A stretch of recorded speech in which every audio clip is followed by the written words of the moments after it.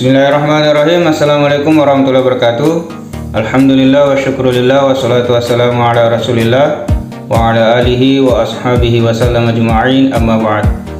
Puji syukur alhamdulillah kita panjatkan kehadirat Allah subhanahu wa ta'ala. Salawat serta salam kita haturkan kepada junjungan Nabiullah Muhammad sallallahu alaihi wasallam.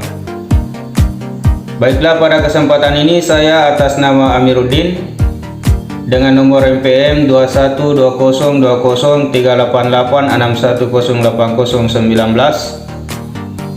sebagai salah satu mahasiswa di Institut Agama Islam Negeri Parepare akan membuat sebuah video pembelajaran yang berjudul Pengembangan Pembelajaran Pendidikan Agama Islam Model PIE, Planning, Implementasi, dan Evaluasi, yang merupakan salah satu tugas mata kuliah kami di mata kuliah Pengembangan Pembelajaran Pendidikan Agama Islam berbasis IT. Baiklah, yang pertama kita akan bahas pada kesempatan ini adalah pengertian pengembangan pembelajaran PAI. Yang kedua, macam-macam sistem proses pembelajaran PAI. Yang ketiga, pengertian model pembelajaran PAI. Yang keempat, perencanaan model dalam pengembangan media pembelajaran PAI. Yang kelima, pengembangan model PIE, Planning, Implementasi, dan Evaluasi.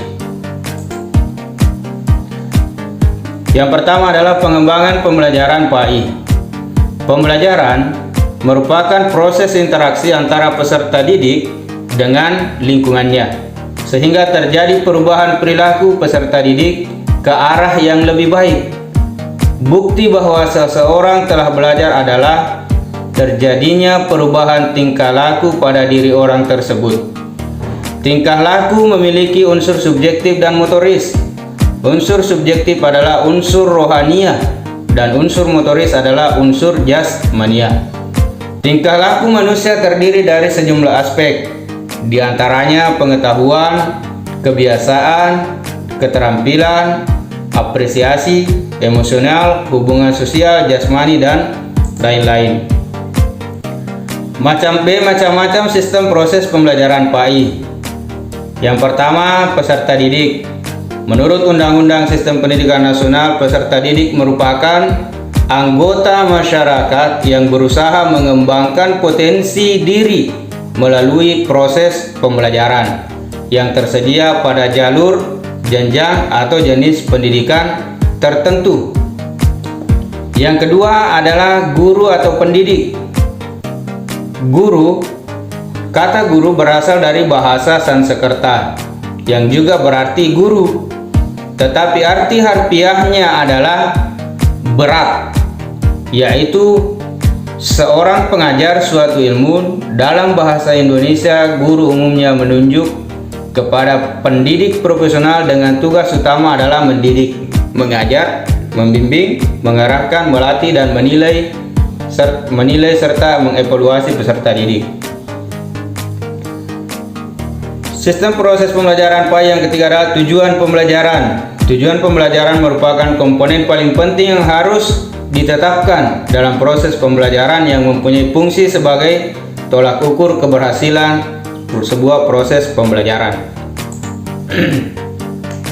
Yang keempat adalah kurikulum. Kurikulum berasal dari bahasa Yunani yang katanya kurir, yang artinya pelari, dan kurere yang berarti tempat berpacu, yang berarti jarak yang harus ditempuh oleh pelari dari garis start sampai garis finish. Secara terminologi, istilah kurikulum mengandung arti sejumlah pengetahuan atau mata pelajaran yang harus ditempuh atau diselesaikan siswa guna mencapai suatu tingkatan atau ijazah. Yang kelima adalah bahan ajar.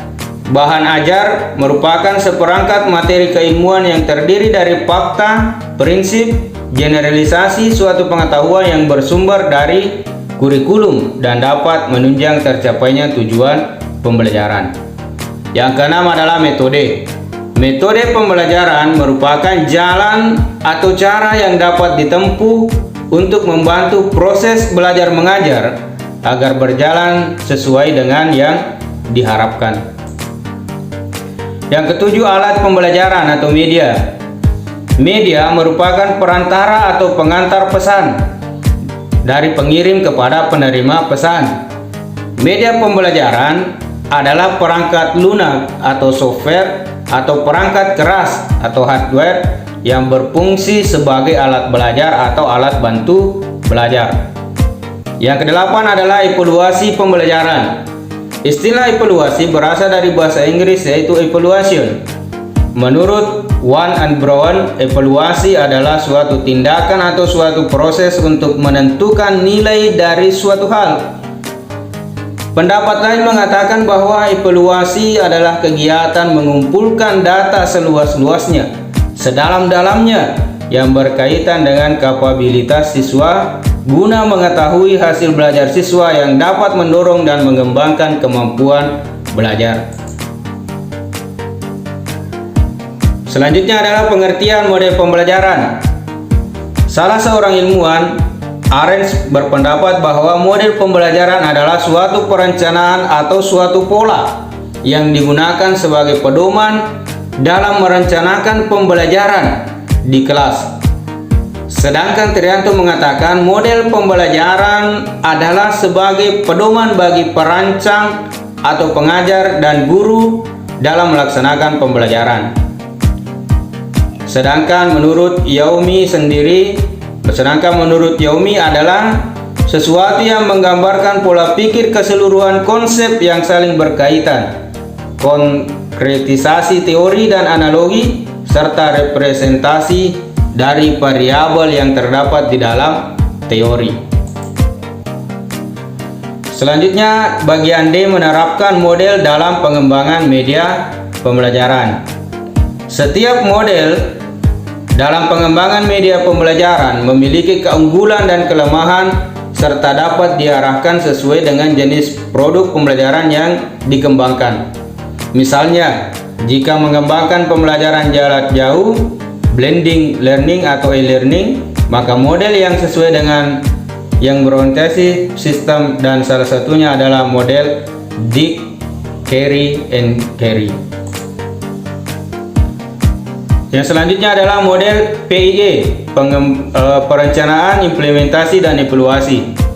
Tahap-tahap yang menggunakan model PIE, yang pertama adalah harus ada planning, membuat rencana waktu kegiatan.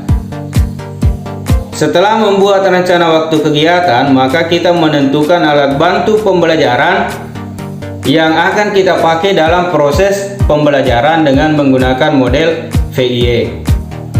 Selanjutnya, mengetahui karakteristik peserta didik, karena setiap peserta didik itu pasti memiliki karakteristik dan kemampuan yang berbeda-beda.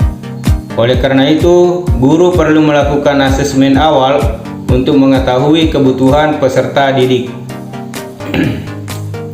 Yang kedua dari model PIE adalah implementasi. Pada tahap ini yaitu penerapan atau desain perencanaan yang telah dibuat, kita melakukan interaksi belajar mengajar dengan menggunakan berbagai metode, strategi, dan teknik pembelajaran, serta memanfaatkan media pembelajaran yang telah dibuat ke dalam proses pembelajaran. Kegiatan pembelajaran berlangsung secara bertahap sehingga terbentuk alur konsisten, mulai dari awal kegiatan inti hingga kegiatan akhir. Yang ketiga komponen dari PI adalah evaluasi. Evaluasi dilakukan untuk mengukur perubahan perilaku yang terjadi.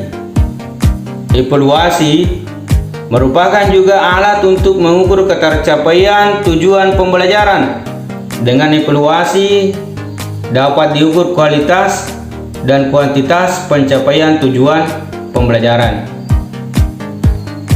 Yang pertama, evaluasi untuk peserta didik dan guru. Guru menilai perubahan tingkah laku pada peserta didik. Apakah tujuan pembelajaran yang telah dilakukan berjalan sesuai rencana atau tidak? Jika tidak tercapai, diperlukan adanya evaluasi bagi peserta didik. Evaluasi harus mencakup aspek kognitif, afektif, dan psikomotorik. Yang selanjutnya, evaluasi untuk program.